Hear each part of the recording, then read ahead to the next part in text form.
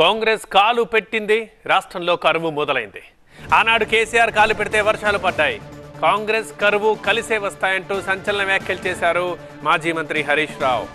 బాబుకి కుప్పం, వైఎస్కి పులివెందుల ఎలాగో కేసీఆర్కి సిద్దిపేట అలా అండగా నిలవాలి అంటున్నారు హరీష్ రావు.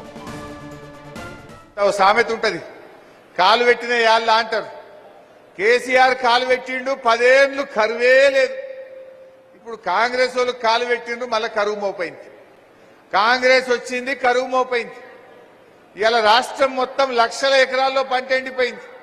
మళ్ళా మోటార్లు కాలుతున్నాయి. అలేవే ఊర్ల పొన్న మళ్ళా మోటార్లు కాలుతున్నాయి. ఊర్ల పొన్న మళ్ళా బాయి గడ్డల మీద క్రేన్లు పెట్టి లోతు తీస్తున్నారు, బాయిలు అవుతున్నారు. కొత్తగా బోర్లు వేసే పరిస్థితి వచ్చింది. మళ్లీ రైతులకు కష్టాలు మోపైనాయి. ఈ తాపగిట్ట మళ్ళా కాంగ్రెస్ వాళ్ళు చేతులకెళ్ళి జారిపోతే మళ్ళా 5 ఏళ్ల దాకా దొరకరు. కాంగ్రెస్ వాళ్ళ గట్టిగా సురుకు పెడితేనే.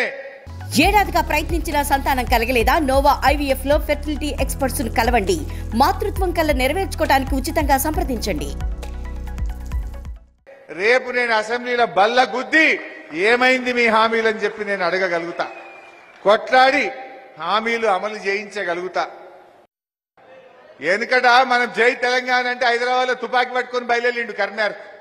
మన సిద్దిపేట మీదకెళ్ళే వేయిండు. అరే ఎవడన్నా జై తెలంగాణ అంటే కాల్చి పారేస్తా అన్నాడు. పోనీ నీ అదృష్టం బాగుండి ముఖ్యమంత్రి అయినావు. అయినాకనన్నా అమరవీరుల స్తూపం దగ్గర పోయి 2 పూలన్న పెట్టినావేను. ఇప్పుడన్నా జై తెలంగాణ అన్నావే. మరి గటువంటి వ్యక్తి ముఖ్యమంత్రి కావడం మన దురదృష్టం. పోనీ ఇచ్చిన హామీలు అమలు చేసినవా? అది కూడా లేదు. మన సిద్దిపేట అంటే బీఆర్ఎస్ పార్టీకి ఒక అడ్డ.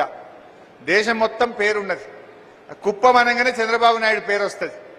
పులివెందుల అంటే రాజశేఖర రెడ్డి పేరు వస్తుంది. మరి సిద్దిపేట అంటే మన కేసీఆర్ పేరును మనం కాపాడాలనా వద్దా? జారిపోతే మళ్ళా దొరుకుతుందా? ఆ గౌరవాన్ని, ఆ ప్రేమను నిలబెట్టుకుందామా వద్దా? దయచేసి మీరు ఆలోచన చేయండి.